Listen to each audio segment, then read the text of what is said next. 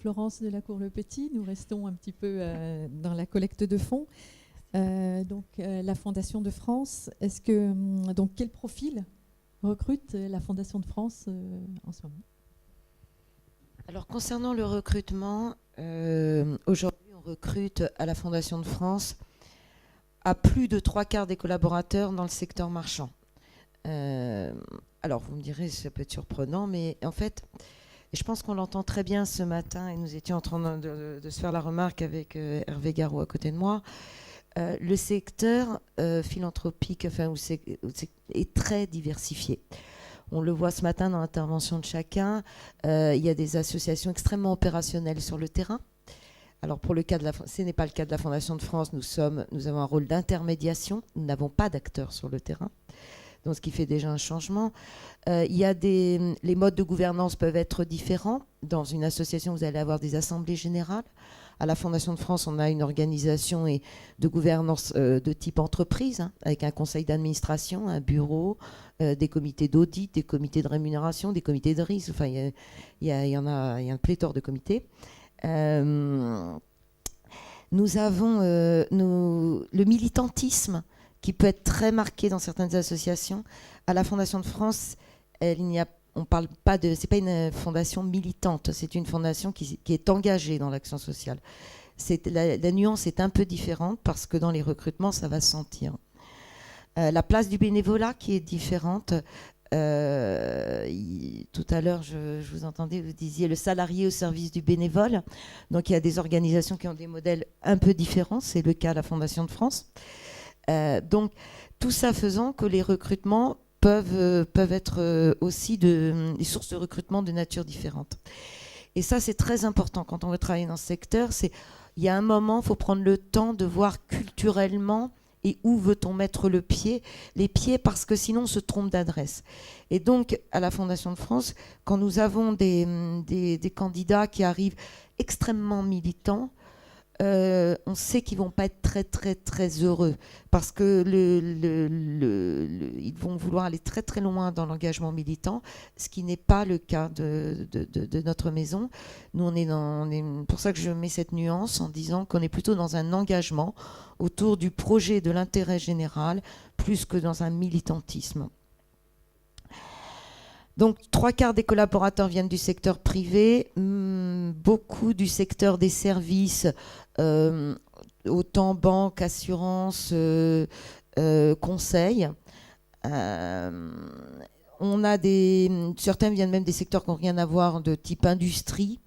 Moi, j'ai dans mes équipes des gens qui viennent de la pharmacie. Donc, on a vraiment une forte diversité. Ce qui est important, c'est que le niveau de diplômés est élevé. Plus de 60% de l'effectif est bac plus 5 et plus. Donc, ce qui n'est pas du tout neutre.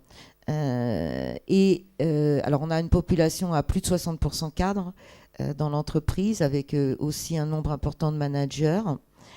Nous avons un recrutement. Alors, ce qui est important, c'est qu'à la Fondation de France, il y a peu de... Nous avons peu de turnover, moins de 5% et entre 3 à 4% en moyenne, et encore du turnover quasi naturel qui est celui des départs en retraite. Donc les gens font une carrière longue à la Fondation de France, des mobilités assez fortes. Alors peut-être, ça j'ai trouvé ça assez innovant par rapport à d'autres secteurs que j'ai fait dans ma vie, et ça rejoint ce que nous disions ce matin, on peut bouger d'un métier à l'autre. Et en tout cas, nous mettons aussi des investissements forts pour permettre des trajectoires de mobilité fortes. En particulier, on a un effort de formation qui est de 5 à 6%, voire jusqu'à 7% depuis 2-3 ans, puisque nous avions un projet qui était investir dans le capital humain. Donc nous avons des efforts de formation élevés. On permet par exemple aujourd'hui à des gens qui sont en bac plus 2 de les faire acquérir des bac plus 5. Donc on paye des projets diplômants de formation sur 2-3 ans. Je trouve ça assez intéressant pour une PME de notre taille. Donc ça permet d'avoir des trajectoires assez dynamiques pour nos collaborateurs. Et, d'autre part, autre point important, nous recrutons à toutes les classes d'âge. Et ça, c'est un point sur lequel on est vigilant, parce qu'on croit réellement que la richesse de notre maison, elle est aussi d'avoir toutes les classes d'âge présentes dans la maison, et pas simplement d'être dans les 25-45 ans, et si on est en dessous ou au-dessus, ça va pas marcher.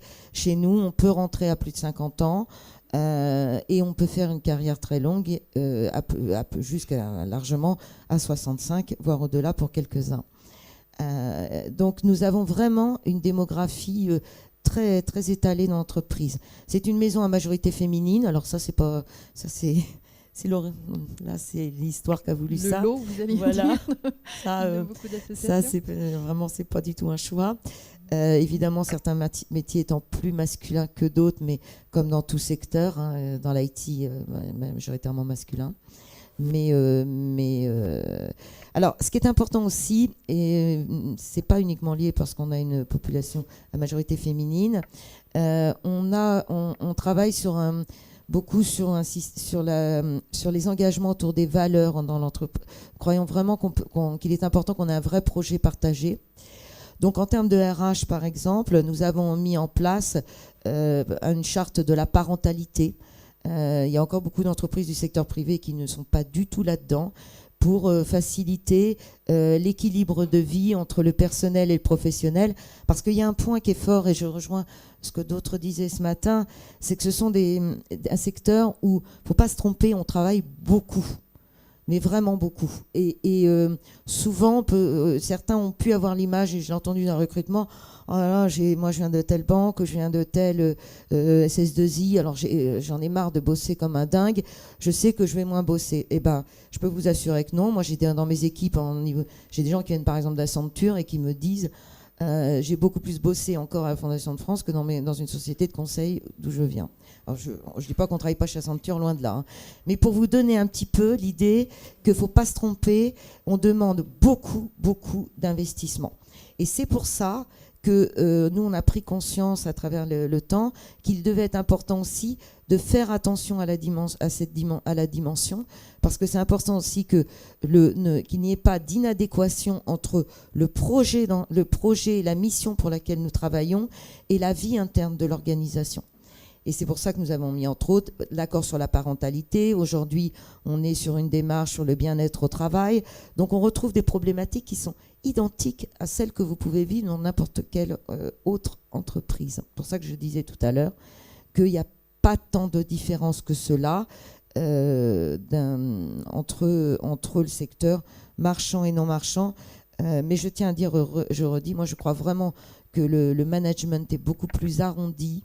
On peut se parler, on peut se dire les choses, on peut trouver des solutions dans les trajectoires des personnes. Oui, un dernier point peut-être sur la politique salariale, parce que c'est un point et une image.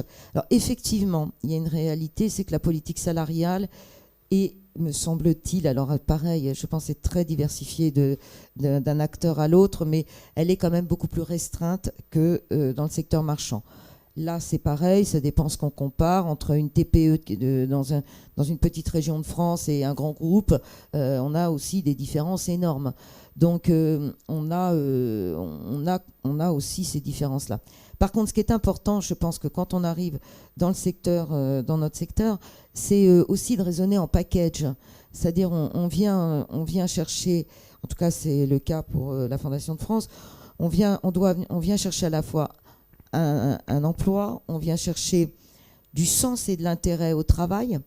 Et nous, on se dit un troisième élément, c'est l'employabilité. C'est-à-dire qu'il est clair pour nous qu'un collaborateur qui rentre à la Fondation de France, demain, il doit pouvoir sortir en allant soit dans le secteur, soit à l'extérieur du secteur. Et il ne doit pas se dire, mince, je ne pourrai plus jamais retourner dans l'entreprise marchande parce que je suis passé par le secteur philanthropique. C'est important parce que je le vois quand on a des départs, nos collaborateurs, en tout cas, ont le choix aujourd'hui. Et ça, c'est un point d'honneur qu'on se met. On doit sortir avec un portefeuille de compétences supérieur à celui avec lequel on est rentré. Merci beaucoup, Florence Delacour-Le-Petit. Je vais juste citer ce que vous m'aviez dit quand nous avions discuté, que je crois que la proportion de Sciences Po au mètre carré à la Fondation de France est très importante. Oui. Tout à fait. Et par rapport à au nombre, aux écoles qui sont ce matin, moi je sais que j'ai eu des centraliens dans mes équipes. Pratiquement, pas toutes, mais pratiquement l'ensemble des écoles représentées ce matin sont présentes à la Fondation de France. D'ailleurs, on participe nous-mêmes en tant que, par exemple à l'ESSEC, on participe, on donne des formations là-bas. Donc on est largement présent, ces écoles sont présentes à la Fondation de France. Merci beaucoup. Je me tourne vers Anne-Claire Denevy pour Médecins du Monde. Donc Médecins du Monde, on l'a vu, est un des tout premiers acteurs de la solidarité en France aussi. Quelle politique de recrutement est-ce que vous avez au sein des Médecins du Monde? Quel profil recherchez-vous? Et si vous avez des conseils éventuellement pour la Oui, alors, donc comme je l'ai dit tout à l'heure, on n'a pas énormément de postes accessibles aux salariats en contrat de droit français, donc pour vous. Par contre, on a un turnover très fort. Donc, on doit gérer entre 250 et 300 recrutements par an. La majorité étant par contre sur des missions courtes, soit en volontariat de la solidarité internationale, soit en contrat à durée déterminée. Et on commence à développer quelque chose. Alors c'est pas facile parce qu'il faut l'acceptation des deux côtés. Donc c'est deux milieux qui ne se connaissent pas et qui se pensent très très différents. Bon, moi j'ai une opinion personnellement différente, mais donc on est très intéressé par les détachements, les prêts d'entreprises. Donc quelqu'un qui va prendre une année sabbatique pourrait très bien partir une année en expatriation avec nous. Alors nos médicaux le font, on a des gens qui se font détacher des hôpitaux maintenant, mais on est tout à fait ouvert à tenter l'aventure avec certains grands groupes ou certaines fondations d'entreprises qui développent aussi des trajectoires de fin de carrière pour certains de leurs cadres et de leurs dirigeants. Alors dans les missions courtes qu'on a, il y a énormément de métiers de projet, que ce soit en France ou que ce soit à l'international, et dans toutes ces dimensions, les postes du siège, ça va plus être des départs qu'on va renouveler en CDI ou des absences, là ça va être des CDD de remplacement. Il a été mentionné, alors toutes nos offres sont sur les plateformes qui ont été citées, enfin si c'est du fundraising sur l'AFF et sur Coordination Sud, mais on diversifie énormément la façon de recruter. On a beaucoup investi dans les réseaux sociaux, etc. C'est-à-dire qu'on essaie de faire rentrer des profils diversifiés. C'est-à-dire que sur Coordination Sud, on va trouver les profils classiques qu'on trouve dans l'humanitaire. Et on est au bout de 30 ans, 35 ans, on est un peu entre soi et on se renouvelle pas trop. Donc on a beaucoup investi dans d'autres modes de recrutement, d'autres approches. On a un parcours de recrutement qui est extrêmement sélectif, extrêmement exigeant. D'une part parce que le pilotage de tous nos projets est paritaire, bénévoles associatifs et salariés. Donc ça double à peu près le nombre d'entretiens et le processus de sélection, avec des attentes qui peuvent être parfois extrêmement différentes. Alors je trouve ça personnellement très bien parce que ça ralentit un peu le processus de décision, mais ça familiarise tout à fait avec ce qui a été décrit par mes collègues sur les démarches participatives et la façon de co-construire dans une ONG. Et quelqu'un qui ne va pas supporter ou trouver ce processus de recrutement complètement inefficace, il ne va pas se plaire chez nous derrière du tout. Donc c'est une très très bonne préparation. Par contre, celui qui va passer ces étapes-là va être très préparé à ce qui va l'attendre. Alors moi qui ai travaillé dans un grand groupe suédois, Volvo, c'est des choses qu'on peut trouver tout à fait dans le secteur marchand. C'est pas très français, c'est pas très latin. Mais les Nordiques travaillent énormément aussi en co-construction avec des processus qui dans un premier temps paraissent extrêmement longs parce qu'en fait on prépare énormément, c'est l'amont qui est très très long. Mais si on a bâti le consensus, derrière c'est solide et on peut avancer très vite dans l'action. Voilà, donc c'est peut-être une différence qu'on peut faire. Nous avons 1 minute, excusez-moi Ouais. Anne-Claire. Je crois par rapport au profil que vous Oui. cherchez, vous m'avez parlé de polyvalence, de langue, de mobilité. Oui, alors on investit énormément sur les parcours et la mobilité interne. Donc quand on va rentrer quelqu'un, on va s'intéresser, qui vient de l'extérieur, on va s'intéresser énormément à son potentiel de mobilité en termes de compétences. Donc c'est pour ça qu'aujourd'hui, nous, on va préférer des profils généralistes à des profils spécifiques formés pour l'humanitaire. On s'intéresse aussi à l'employabilité, à la possibilité de reconversion pour nos acteurs dans d'autres secteurs. Et les langues sont extrêmement importantes, donc on essaie d'avoir des gens qui parlent, alors au minimum français-anglais, mais l'espagnol est très très important pour nous. Alors après, il y a d'autres langues comme l'arabe, bon, ça ne va pas être les mêmes zones du monde, mais sur lesquelles on va attacher beaucoup d'importance. Mais le fait d'avoir une personnalité très adaptable, des envies de mobilité, que ce soit géographique ou fonctionnelle, et un profil généraliste, c'est le meilleur atout pour réussir. Très bien, merci beaucoup. Hervé Garot, je me tourne vers vous, puisque nous sommes au moment des conseils. Donc, quels conseils pouvez-vous apporter à la salle ? Les modestes conseils que je pourrais donner vont rejoindre beaucoup des choses qui ont été dites. Il y a quelques mois, je recevais dans mon bureau, dans le cadre d'un entretien de réseau, une dame de 53 ans, depuis 2 ans au chômage, avec un parcours professionnel essentiellement axé autour du marketing opérationnel, marketing direct, grande conso. Donc une spécialiste des mégabases de données, du fulfillment, tout cela. Une dame qui visiblement avait épuisé, à son sens, tous les moyens de trouver du boulot dans une entreprise et qui s'était dit, finalement, faute de pouvoir trouver un boulot dans l'entreprise, je vais me tourner vers le secteur associatif. Et donc, on me l'avait envoyé. Son projet, en fait, c'était de se faire embaucher dans une association, à peu près quelle qu'elle soit, à partir du moment où elle faisait appel à la générosité publique, donc faisait ce que mon voisin de gauche a bien décrit tout à l'heure, c'est-à-dire de la vente à distance, marketing direct, et se faire embaucher donc comme spécialiste du marketing direct, en espérant conserver le même salaire que le dernier qu'elle avait touché.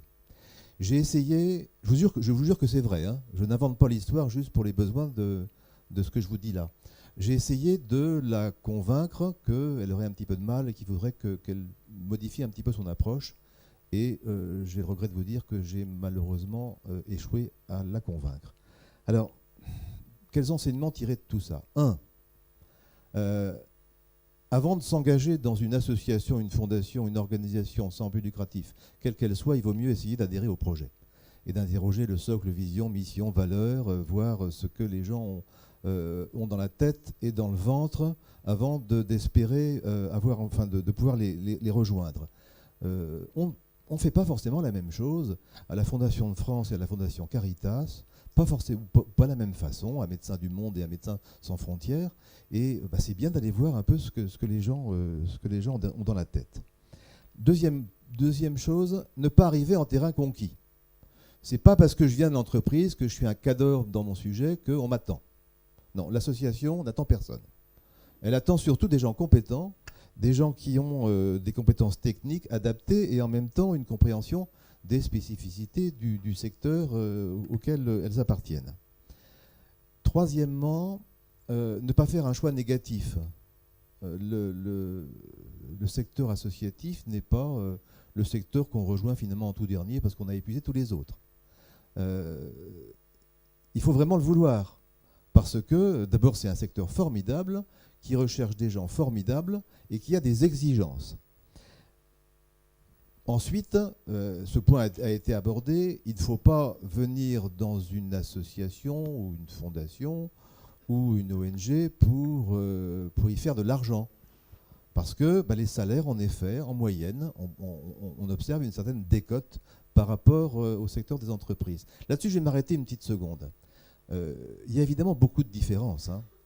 Si on prend les chiffres, j'avais pris quelques chiffres, je ne vais pas vous donner trop de chiffres, mais le secteur des associations représente à peu près 10% de l'emploi privé en France, à peu près. Si on y ajoute les autres composantes de l'économie sociale et solidaire, c'est-à-dire les fondations, les coopératives et les mutuelles, on est un petit peu au-delà de 10%. Et le salaire moyen dans le secteur privé en 2013, j'arrondis les chiffres hein, pour éviter de vous donner trop de détails, c'est 28 000 euros, le salaire moyen, le salaire annuel moyen. Vous voyez, c'est pas grave, 28 000 euros, mais c'est tout le monde. Hein. Le salaire moyen dans une association, c'est un peu plus de 20 000 euros. Vous voyez, c'est beaucoup moins. Mais dans une fondation, c'est 27. Donc on est presque au salaire moyen. Dans une mutuelle, c'est 31. C'est plus. Dans une coopérative, c'est 31 aussi. Donc c'est plus. Ces observations doivent donc être nuancées de deux façons. La première, c'est que plus que la moyenne, c'est la dispersion qu'il faudrait regarder, c'est l'écart type. Parce qu'en fait, les bas salaires sont les mêmes dans les associations, les entreprises. Hein. Un SMIC dans une entreprise, c'est la même valeur qu'un SMIC dans une association. En revanche, c'est les plus hauts salaires qui vont être différents. Il n'y a pas beaucoup de salaires à 6 chiffres hein, dans l'association. Et quand il y en a, le premier chiffre, c'est un 1. C'est pas un 2. Et donc, mais cela dit, vous avez des différences. Vous avez des différences. Vous avez des associations où le ratio entre les salaires les plus élevés et les salaires les plus faibles, un exemple nous a été donné tout à l'heure, c'est 4. Ça peut être moins, mais ça peut être aussi beaucoup plus, y compris dans l'humanitaire. Et puis si on élargit un tout petit peu la focale, les associations, ce n'est pas simplement que les ONG de solidarité internationale ou l'humanitaire, c'est même pas seulement que l'intérêt général. Les associations, c'est aussi le MEDEF, la fédération bancaire ou le syndicat de l'industrie pharmaceutique, où là, les salaires qui sont versés sont tout à fait corrects. Mais si vous voulez faire carrière dans le secteur des ONG, en effet, il ne faut pas espérer y avoir des salaires très très très élevés, mais on peut bien vivre, ça a été bien dit par ailleurs. Un dernier point, et je vais encore abonder sur ce qui a été dit auparavant, dans l'association moins qu'ailleurs, l'âge est un handicap. À 45 ans, dans une entreprise, on est un vieillard. Dans une association, on peut encore être très jeune, et ça, c'est une bonne nouvelle.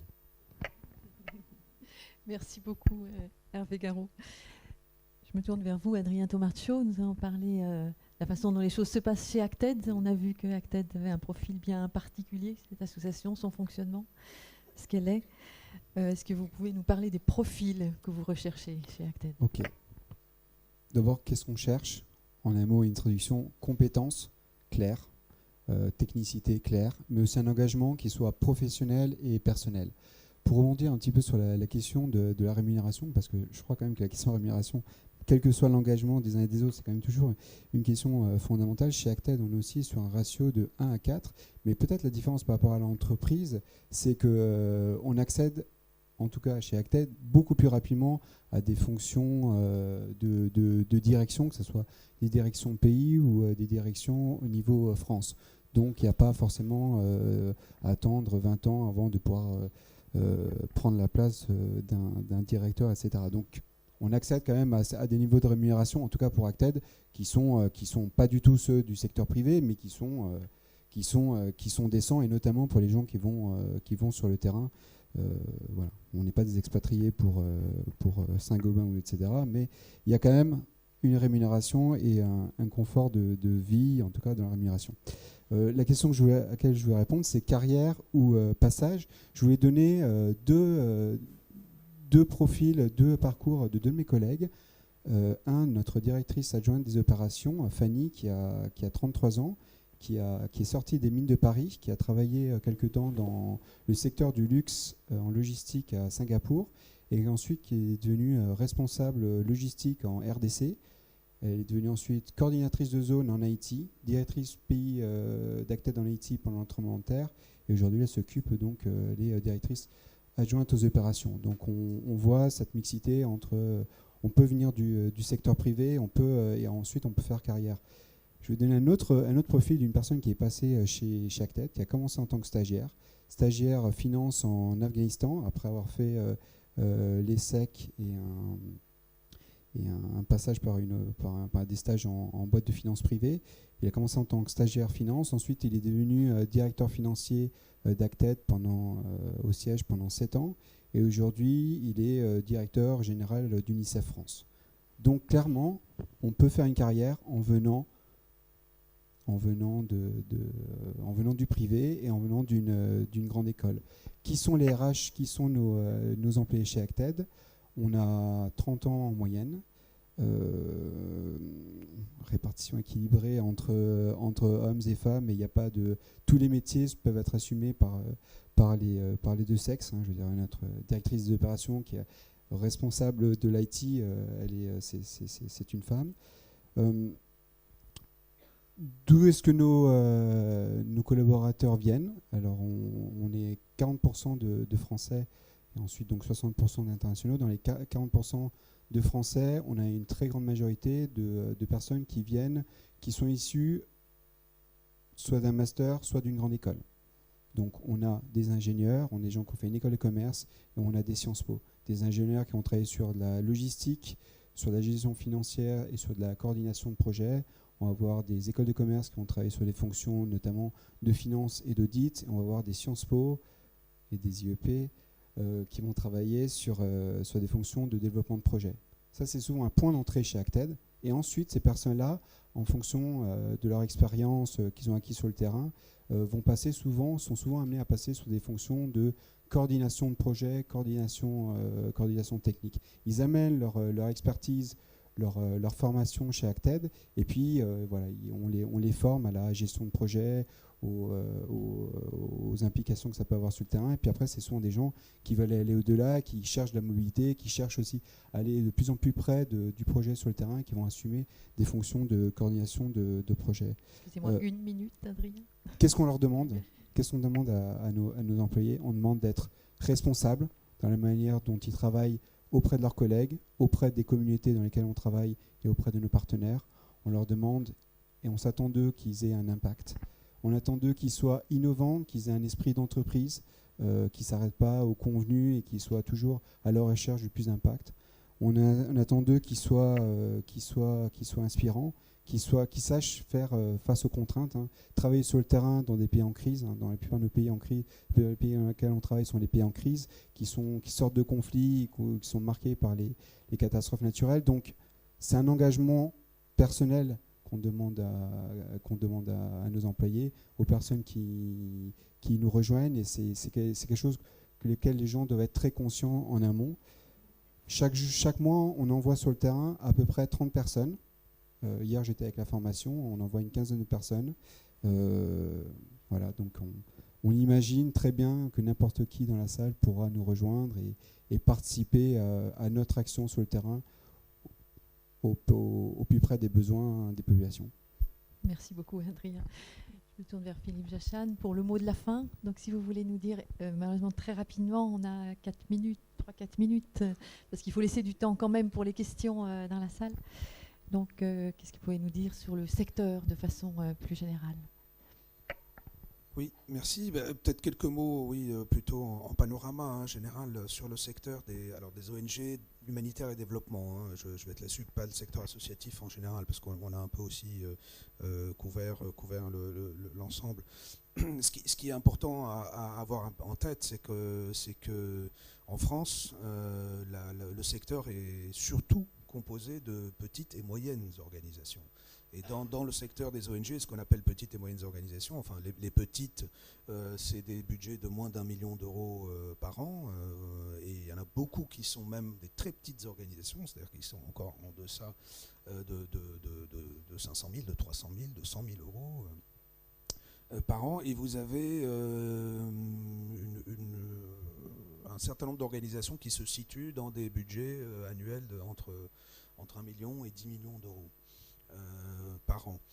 Ce qu'on appelle les grosses organisations, alors les organisations qui sont ici présentes notamment sont de grosses structures, et il n'y en a pas beaucoup en France. Elles se comptent sur les doigts d'une main, peut-être de 2 mains tout au plus dans le secteur de l'humanitaire et du développement, et donc ça c'est une réalité importante à avoir en tête. Deuxième élément, alors cette réalité elle découle aussi d'une histoire un peu particulière à la France en matière de coopération internationale. Nous sommes un pays où c'est une affaire qui a longtemps concerné l'État, c'est l'affaire de l'État, la coopération, donc nous sommes un des pays d'Europe qui connaît le plus faible niveau d'aide publique au développement transitant par ces ONG. Si on compare à la Belgique, la Belgique a 2 fois plus d'aide transitant par ces ONG, l'Allemagne 7 fois plus, la Grande-Bretagne 17 fois plus. Bon, donc ce qui veut dire que notre secteur, alors c'est pas la seule explication, mais c'en est quand même une très importante. Et donc c'est un secteur, donc comparé au monde anglo-saxon par exemple, qui est un secteur beaucoup plus faible en nombre d'organisations, de grosses structures. Nous avons beaucoup d'organisations de niveau local et territorial. Hein. À l'inverse, c'est un secteur très dynamique, très riche, beaucoup de diversité, beaucoup de structures, de citoyens qui se mobilisent. On a en France une opinion qui est aussi favorable à ça, encore aujourd'hui, malgré tout. Et donc il y a une appétence. Mais il faut bien se rendre compte de ça. Alors, ça a bougé quand même dans notre secteur. Hein. On a obtenu, hein, avec le gouvernement actuel, un doublement de l'aide publique au développement passant par les ONG sur la durée du quinquennat. Donc cette augmentation est en cours. Elle a commencé à être mise en œuvre. Donc c'est une promesse présidentielle qui est en cours d'être mise en œuvre. Mais malgré le doublement, on restera quand même en queue de peloton, par exemple, dans l'Union européenne.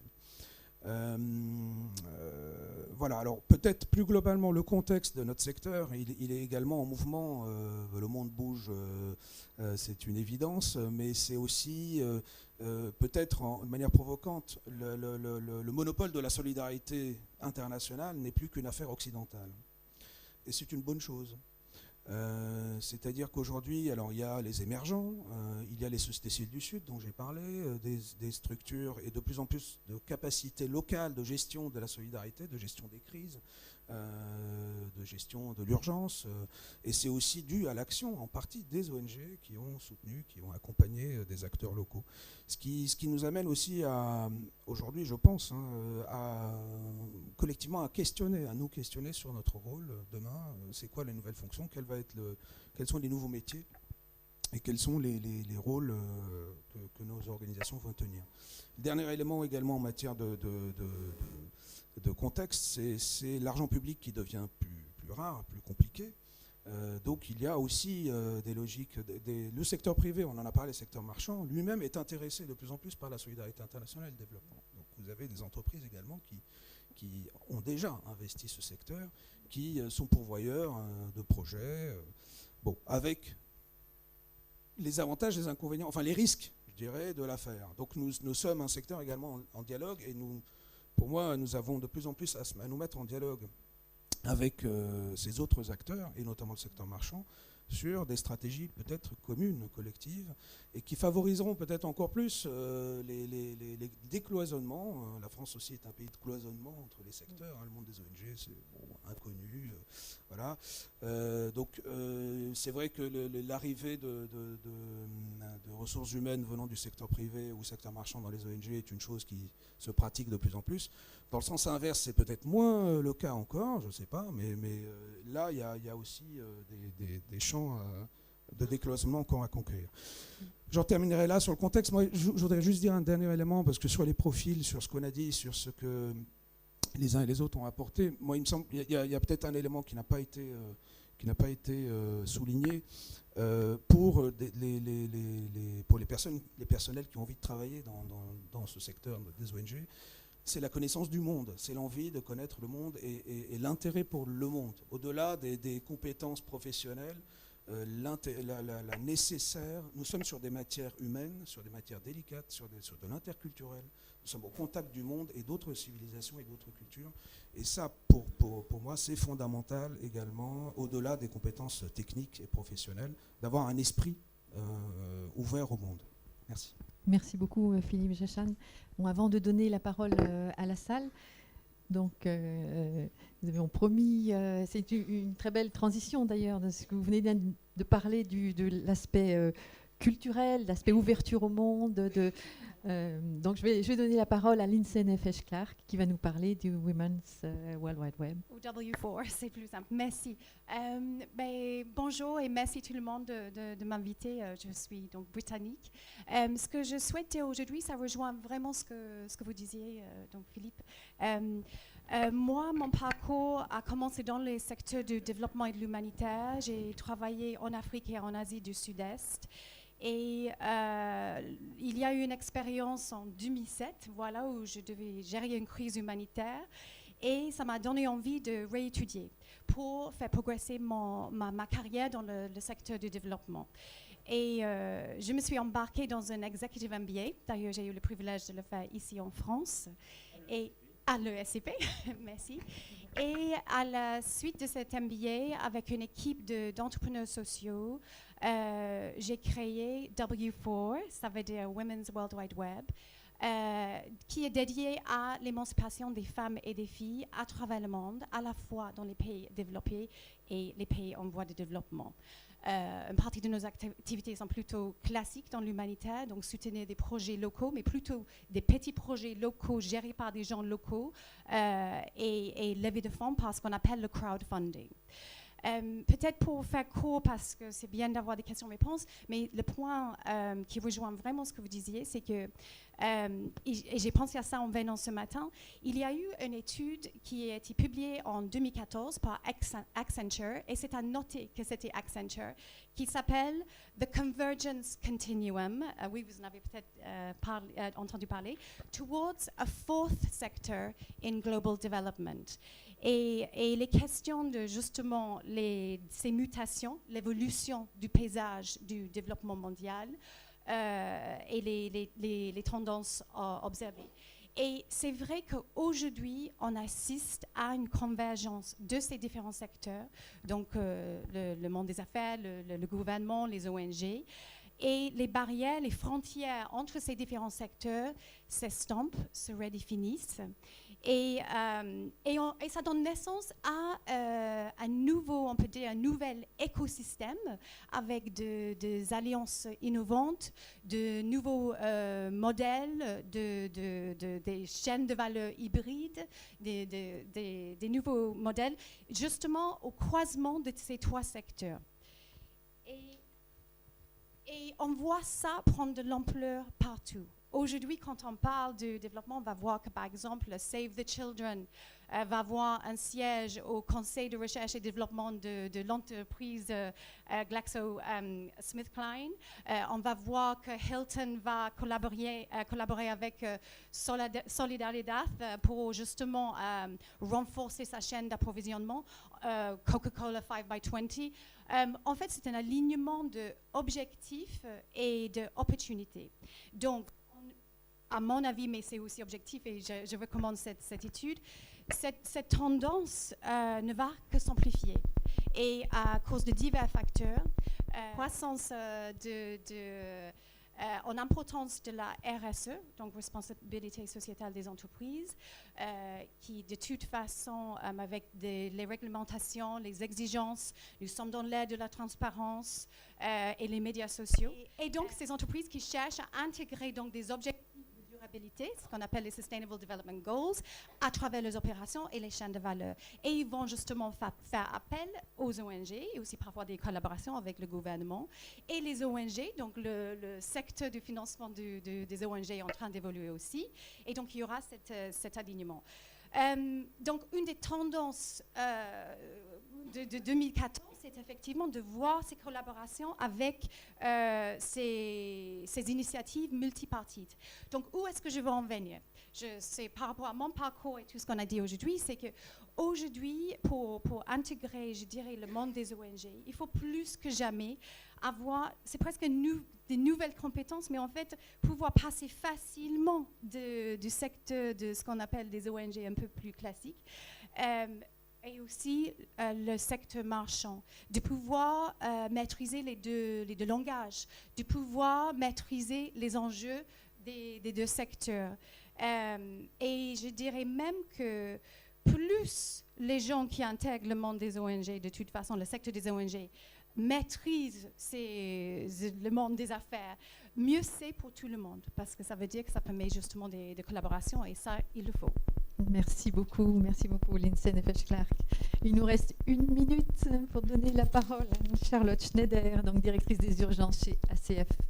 2 points que je pourrais citer, et ensuite on laisse la place aux questions enfin, c'est la diversité des types d'approches. C'est-à-dire que un jour, vous pouvez être en train, en tout cas sur les postes terrain, d'appuyer un gouvernement, un ministère de la Santé qui développe des guidelines sur la sous-nutrition, dans le cadre, par exemple, de l'adaptation du ministère de la Santé sierra-léonais à une nouvelle donne qui est Ebola.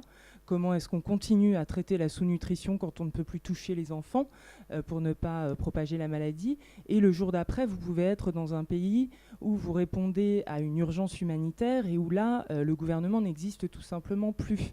Donc il faut être en totale substitution. Donc c'est aujourd'hui quand même encore des grands écarts entre, en tout cas sur les ONG internationales de réponse aux urgences, entre de la substitution très forte dans des cadres très précis de vulnérabilité extrême de populations qui font face à une catastrophe, et des approches beaucoup plus long terme d'appui à la société civile, à des gouvernements pour la montée en compétence sur les sujets de l'ONG que vous aurez choisi. L'autre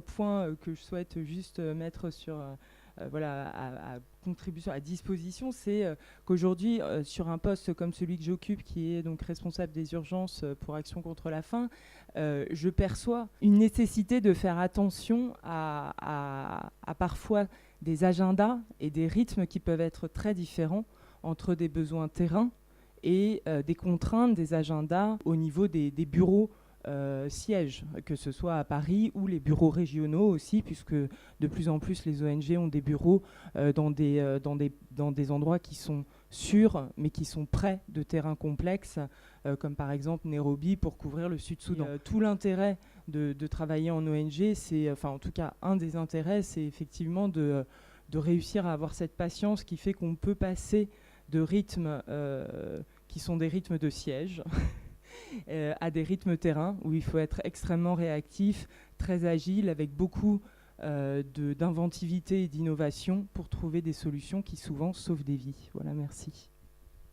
Alors, je suis Gwenola Dagalier, je suis moi-même passée par un parcours en ONG au sein d'une organisation professionnelle agricole dont la mission était de développer le modèle de développement agricole français dans des pays en développement. Et à ce titre, j'ai vécu 5 ans à Madagascar. Ensuite, je suis passée par le conseil en dynamique collaborative au sein d'un cabinet qui s'appelle Métaplan. Et ma question, elle s'adresse peut-être plutôt à Philippe Jachan, mais peut-être que d'autres aussi peuvent répondre. J'ai été très intéressée par ce que disait votre collègue tout à l'heure à propos de cette redistribution des rôles entre les entreprises, le secteur marchand et les ONG. Et j'aimerais savoir, au niveau de Solidarité Laïque, qui me semble justement une instance qui a une vue un peu d'ensemble de l'ensemble du secteur, comment Solidarité Laïque se situe par rapport à cet enjeu-là, quel rôle elle entend jouer, et du coup, quels besoins elle peut avoir en termes de ressources humaines et de compétences pour jouer ce rôle-là. Ce que nous faisons dans nos programmes de coopération, c'est de mettre ensemble différents acteurs autour d'un enjeu d'intérêt général. Donc, ça va être par exemple la question de l'emploi des jeunes au Maghreb, ça va être la question de l'accès à l'éducation dans le milieu en Afrique de l'Ouest, ça peut être donc un certain nombre de sujets sociaux ou d'intérêt général sur lesquels donc, nous pensons que une réponse d'un seul acteur ne peut pas suffire. Donc, chacun dans son rôle, chacun dans ses compétences. Donc, l'État, pour nous, a la responsabilité de la conduite des politiques. Dans certains pays, c'est plus ou moins vrai, en matière de capacité. Mais la mise en commun de différents acteurs, chacun ayant des intérêts propres, chacun apportant des compétences particulières, partant déjà de cette réalité, nous pensons que ça peut créer une valeur ajoutée pour répondre à une problématique. Après, ça n'est pas à n'importe quel prix et ça ne se fait pas comme ça. Ça ne se décrète pas. Donc, les processus dans lesquels nous nous engageons pour y arriver sont des processus longs, forcément. Pour que ça marche, pour que la mayonnaise prenne entre une diversité d'acteurs qui ne se connaissent pas forcément, qui se méfient les uns des autres, qui sont dans des logiques propres, qui ont chacun sa stratégie, il faut du temps pour que les uns et les autres arrivent à se comprendre et pour rentrer dans des logiques de co-construction de stratégies collectives ou pluriacteurs. Voilà, donc ce que nous faisons dans nos programmes, c'est d'essayer de nous inscrire dans des temps longs, ça veut dire de 5 à 10 ans de programme, pour que ça fonctionne. Ça répond, donc ça veut dire, alors en termes de ressources humaines pour les équipes qui coordonnent, c'est encore une fois, c'est la capacité à faciliter les logiques d'acteurs, la facilité à réguler des conflits, la facilité à le savoir-faire en matière d'animation, de coordination. Les lectures des jeux d'acteurs, ce que je disais tout à l'heure, sont indispensables. Donc nous jouons un rôle d'acteur neutre, ensemblier, enfin disons objectif, qui doit être au-dessus de la mêlée pour permettre, donc ça c'est les salariés généralement ou les équipes sur le terrain jouent ce rôle-là, de coordinateur, d'animateur, de réseau. Ce qui fait que notre organisation, quand elle est engagée dans ce type de programme, ne gère jamais en direct des projets, ne bénéficie pas de projets en tant que tel, pour pouvoir garder cette externalité nécessaire pour la mise en réseau des différentes parties prenantes. Voilà. La difficulté qu'on rencontre, c'est que des bailleurs publics ne suivent pas forcément des projets sur des durées aussi longues. Aujourd'hui, les bailleurs internationaux, nous sommes sur des contrats de 3 ans, globalement, bon, en France ou en Europe, et rentrer dans des processus plus longs, qui sont pour nous nécessaires si on veut construire des vraies alliances dans le temps, ça nécessite également des engagements beaucoup plus longs de la part des financeurs, des pouvoirs publics, des bailleurs qui s'engagent à ce niveau-là. Voilà.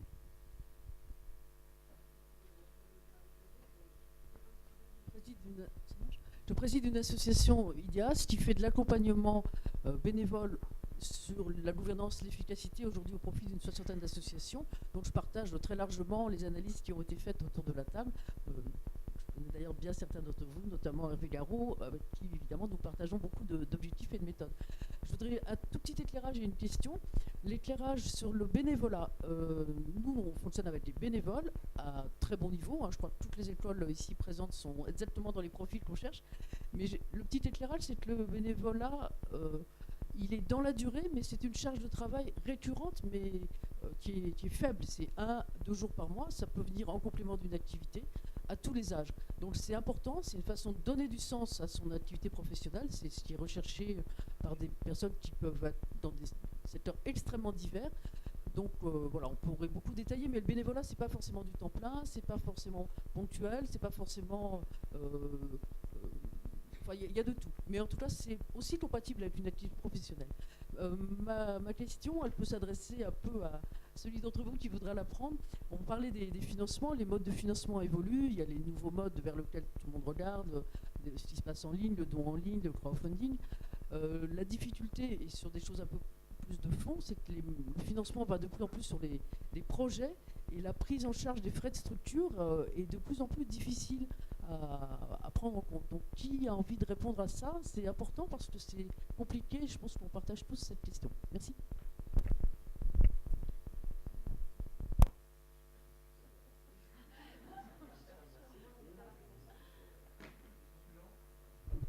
Non, je prends la question des frais de structure qui est un petit peu le nerf de la guerre pour la plupart des ONG. Enfin, pour nous, la réponse est facile, parce que nos frais de structure, depuis le début, c'est 5%. 5% de nos frais vont au siège et il y a des frais globaux. 95% vont sur des frais opérationnels. Parce qu'on était structuré dès le jour 1. Le problème, cette question se pose d'abord aux petites et aux moyennes ONG qui sont de plus en plus contraintes sur cette question-là. De fait, par rapport à la contrainte croissante en termes de transparence, de conformité, qui est le fait des bailleurs de fonds privés et des bailleurs de fonds institutionnels, ça demande des investissements en termes de siège, en termes de fonctions d'audit, en termes de fonctions notamment de sécurité, que les petites et moyennes ONG ne sont pas toujours capables d'assumer. Donc il y a des structures, des plateformes comme Coordination Sud qui essaient d'apporter des réponses, mais aujourd'hui, ces structures-là, aujourd'hui, font face à vraiment à une crise. Il y a des ONG récemment, dans les dernières années, qui sont complètement effondrées parce qu'elles n'ont pas réussi à résoudre cette équation qui est une problématique pour tout le monde. C'est une problématique, ça demande aussi aux ONG, je pense, de revoir aussi leur modèle siège et de peut-être trouver d'autres moyens d'organiser, peut-être en délocalisant davantage sur le terrain ou en ayant d'autres modes de fonctionnement. Mais c'est vraiment une problématique que vous soulevez et qui est très problématique, je pense, pour des grosses structures qui travaillent beaucoup en France et qui sont très implantées en France. Bonjour, Aurélia Vincent-Blairon, ESSEC 2012 et je travaille pour l'association United Way maintenant. Ma question concerne la mobilité internationale, on en a un peu parlé, donc cette question va plus s'adresser aux représentants d'associations, d'ONG qui travaillent à l'international. Je fais le constat qu'effectivement, quand on veut progresser dans ces types d'associations, il faut une expérience terrain. C'est un peu un passage obligé, c'est tant mieux. Bon, en tout cas, si on veut y aller sur le terrain, comment faire? Parce que, moi je trouve qu'il n'y a pas tant d'offres que ça pour les profils généralistes. Alors oui, les médecins, etc., il y en a. Et deux, quand il y a ce genre d'offres, on nous demande déjà d'avoir 2 ans d'expérience en Syrie, etc. Donc comment faire finalement pour y aller? C'est une très bonne question que je me suis posée en arrivant parce que c'était vraiment l'équation impossible. Donc, chez Médecins du Monde, on a recréé, elle est opérationnelle depuis 1 an, une filière pour les premières expériences. Alors, en fait, pour les médecins, c'est pas plus simple chez nous. D'abord, il y a très peu de postes médecins, donc c'est plus facile pour d'autres métiers de partir à l'international. Donc en fait, ce qu'on a fait, c'est sur des grosses missions pour nous. Alors pour les Françaises, on est une moyenne grosse ONG, mais par rapport aux grosses anglo-saxonnes, on est petit. Donc ce qu'on appelle une grosse mission pour nous, c'est des missions à 1 million d'euros. On crée des postes, par exemple, d'assistant coordinateur général. Donc c'est de numéro 2. En essayant de trouver un manager pédagogue qui a vraiment des qualités de management et qui a, parce que comme mes collègues l'ont décrit, il y a de plus en plus de tâches administratives, de lourdeur, surtout quand le projet est financé par des fonds publics. Donc très souvent, le leader de la mission a besoin d'aide et d'aide de très bon niveau. Donc on a créé ces postes d'assistants coordogés, par exemple, qui permettent d'intégrer des premières missions. Alors on en fait, notre objectif c'est d'en avoir 10%, donc 10% des départs en première mission. C'est pas énorme, mais c'était une façon de réintroduire cette possibilité-là. Oui, peut-être juste là-dessus. Alors là aussi, il y a une diversité de situations et de cas. Toutes les organisations ne demandent pas forcément, toutes les organisations ne travaillent pas forcément avec de l'expatriation. La mienne, Solidarité Laïque, ne fonctionne pas sur ce modèle. Il y en a un certain nombre d'autres qui ne le font pas non plus, le CCFD par exemple, etc. Donc vous avez un certain nombre d'organisations qui font le choix de travailler avec des sociétés civiles locales ou des organisations locales. Nous, lorsque nous embauchons dans les pays, nous favorisons les compétences locales. Donc, ce qui veut dire que ça n'est pas forcément un passage obligé. Pas dans tous les cas. Alors c'est vrai que c'est indispensable, c'est important de connaître les contextes géographiques sur lesquels vous allez être amené à travailler, mais j'ai envie de dire ça va dépendre après des fonctions, des postes, des emplois que vous allez pouvoir occuper dans une organisation. Tous les emplois sièges dans les ONG ne demandent pas forcément une expérience terrain de longue durée. Voilà, ça n'est pas une règle absolue. Ça dépend des cas et des organisations et des politiques RH des organisations. Voilà, donc il ne faut pas en faire un obstacle absolu. Après, le deuxième élément, c'est le volontariat de solidarité internationale. Ça a été, je crois, évoqué. c'est une possibilité pour se faire une expérience sur le terrain. Il y a beaucoup d'organisations qui font de l'envoi de volontaires. Je crois que Médecins du Monde en fait partie, de moins en moins. Nous en faisons. Et vous pouvez aller regarder sur... vous avez deux organismes en France qui sont... Enfin, vous avez France Volontaire en France qui organise l'envoi de VSI. Et vous avez le CLONG Volontariat, qui est le collectif en France d'ONG, qui regroupe toutes les ONG agréées pour l'envoi de volontaires et dans lequel vous avez cette base de données, donc qui vous permet d'avoir accès aux informations et aux missions de volontariat qui, pour le coup, sont beaucoup plus facilement accessibles parce que c'est l'objet d'avoir une première expérience. Donc c'est un premier pied à l'étrier. Je crois que l'expérience qui a été donnée à l'instant est un bon témoignage de ça. Voilà. Dernièrement, pour compléter, je crois que le critère de cette expérience préalable est quand même de moins en moins importante. Les messages qu'on a passés ici, c'est qu'on attend des gens qui ont un engagement personnel qui va jusqu'à du militantisme. En tout cas, ce qu'on attend, c'est une motivation personnelle et des compétences. C'est ça que je pense que vous devez faire valoir dans votre parcours et que les ONG vont faire évoluer. Pour nous, dans l'ONG Acted, on a... là, on est sur une session de départ de 15 personnes et on a 6 personnes qui sont des primo départ. Soit des gens qui sortent d'études, soit des gens qui ont eu un parcours professionnel avant. Donc, ça existe, sans problème. Juste moi, c'était un petit conseil parce que ça fait 20 ans que je travaille dans le milieu associatif en France et à l'étranger et je dirige une structure socio-médicale aujourd'hui dans le domaine de la formation et vraiment j'ai côtoyé beaucoup d'étudiants ou de personnes qui arrivées à 40 ans ont envie de changer d'orientation et de travailler dans le secteur associatif et moi mon conseil c'est vraiment faites du bénévolat, faites des stages parce que c'est vraiment le meilleur moyen de se familiariser avec ce milieu, de trouver effectivement l'association avec laquelle on est en accord au niveau de la vision, du mandat et des valeurs, et qu'il y a tellement de gens aujourd'hui qui veulent travailler dans ce domaine que c'est sûr que quand on reçoit des candidatures, on va plus naturellement vers celles où les gens ont déjà fait du bénévolat, ou ont fait des stages dans le milieu associatif. Donc vraiment, c'est mon conseil, c'est faites des stages ou du bénévolat. Merci.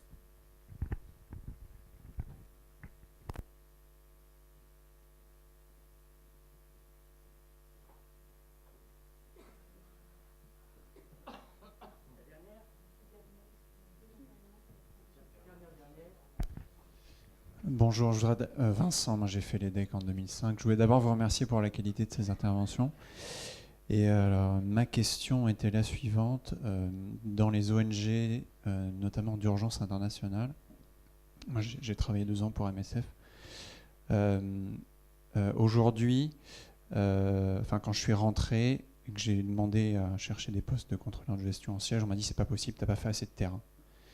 Et avant, depuis j'ai fait du contrôle de gestion, mais aujourd'hui, est-ce qu'on peut, notamment dans ce type de NGLA, parce que en l'occurrence c'est mon FIT, mais est-ce qu'on peut trouver des postes de siège en n'ayant pas forcément fait 5 ans ou 10 ans de terrain ?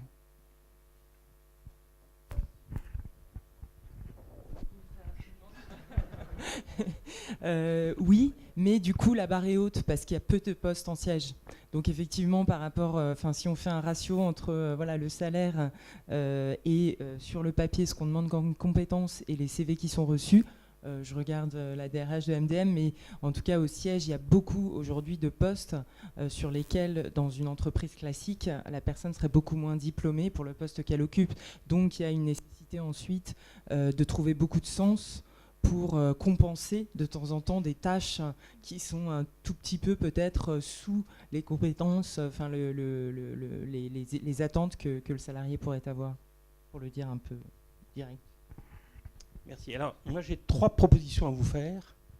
La première, c'est qu'on peut encore se prendre un deuxième petit déjeuner. La deuxième, c'est parce que j'ai inventé un nouveau système qui s'appelle Vigipirate inversé.